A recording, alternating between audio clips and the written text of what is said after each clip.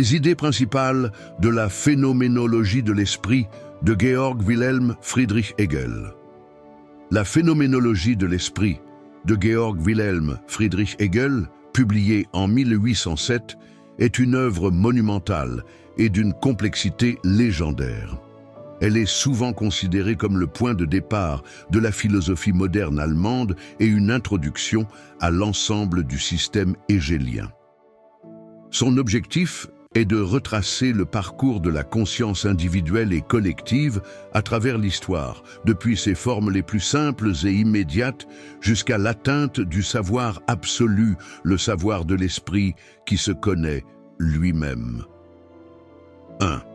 Le cheminement de la conscience, la dialectique. L'œuvre décrit un cheminement dialectique de la conscience. La dialectique est le moteur de ce progrès.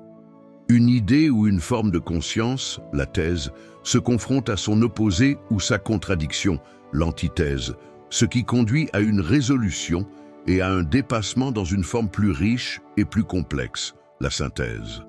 Cette synthèse devient à son tour une nouvelle thèse et le processus se poursuit. Ce mouvement est intrinsèquement lié à l'expérience de la négativité et de la contradiction. La conscience apprend et progresse en reconnaissant les limites et les incohérences de ses propres certitudes et en les surmontant. 2. Le passage de la conscience au savoir. Absolu. La phénoménologie n'est pas seulement une histoire de la conscience humaine, mais l'histoire de l'esprit lui-même se manifestant et se réalisant dans le monde et dans l'histoire. L'esprit est la réalité ultime, à la fois sujet et substance. Le parcours de la conscience est divisé en plusieurs grandes étapes, chacune correspondant à une figure spécifique, la conscience sensible. La forme la plus immédiate et la plus pauvre de connaissances, où la conscience croit saisir l'objet directement par les sens, le ceci, le maintenant. Mais cette connaissance se révèle insatisfaisante, car elle est purement particulière et ne saisit pas l'universel. La perception. La conscience tente de dépasser l'immédiateté en reconnaissant les propriétés des objets et en les unifiant. Elle découvre que l'objet a plusieurs qualités, mais peine à les concilier. L'entendement. La conscience cherche les lois universelles derrière les phénomènes. Elle comprend que les choses ne sont pas simplement perçues, mais structurées par des lois intelligibles. 3. La conscience de soi, la dialectique du maître et de l'esclave. C'est une étape cruciale. La conscience se tourne vers elle-même et cherche à se reconnaître. La reconnaissance devient un enjeu majeur. La dialectique du maître et de l'esclave est l'une des sections les plus célèbres. Le maître cherche à être reconnu par l'esclave, mais cette reconnaissance est insatisfaisante car elle vient d'un être qu'il ne reconnaît pas comme son égal. L'esclave, quant à lui, par son travail, transforme la nature et se transforme lui-même.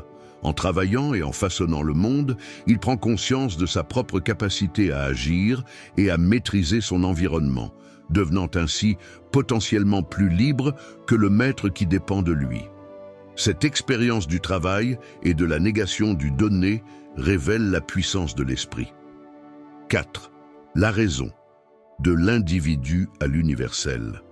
La conscience de soi évolue vers la raison, où elle cherche l'unité entre le sujet et l'objet, entre la pensée et la réalité. La raison se manifeste d'abord dans l'observation de la nature, puis dans l'action, puis dans l'individu qui se veut vertueux ou législateur. Ces tentatives individuelles de la raison se révèlent partielles et limitées. L'esprit, la conscience collective et l'histoire. L'esprit représente la conscience qui a dépassé l'individualité pour se reconnaître dans des formes collectives. La moralité, le droit, la culture, l'État, l'art, la religion et la philosophie. C'est l'esprit qui se déploie à travers l'histoire humaine, chaque époque et chaque civilisation étant une étape dans sa réalisation. La moralité est la Sittlichkeit, vie éthique objective. La conscience passe de la moralité subjective, l'intention individuelle, à la vie éthique objective incarnée dans les institutions, les lois et les coutumes d'une communauté. La religion.